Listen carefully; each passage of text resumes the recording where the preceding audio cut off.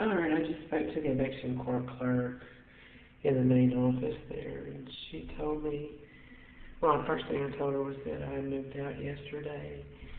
Um, so there was no reason for an eviction. You know, that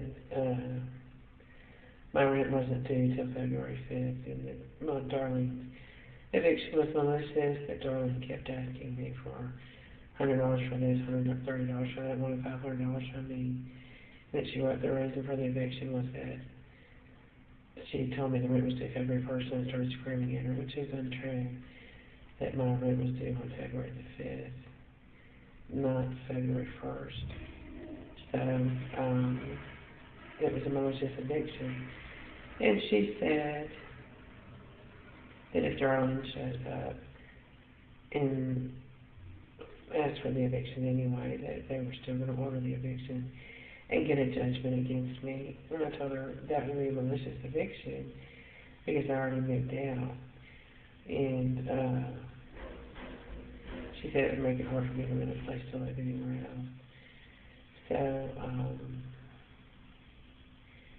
I told her to put a note on the file saying that I moved out yesterday at 1 p.m. on February the 8th.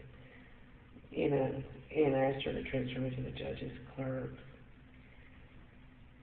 And she didn't. She just hung up on me. So, you know, there's nothing else I can do.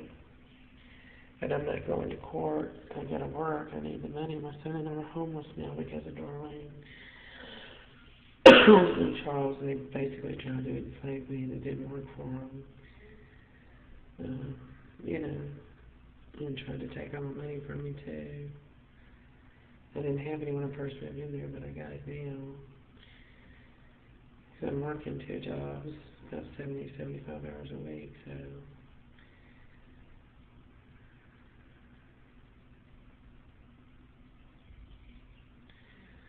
You know, there's nothing else I can do.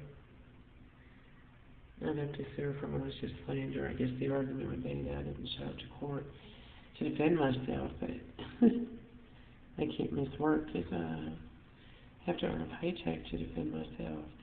2 boys in my class told me at the end of class that they were told to go see Mr. Bird. Mr. Bird was in a conference. They went to the bathroom without my permission, so that's what the game is.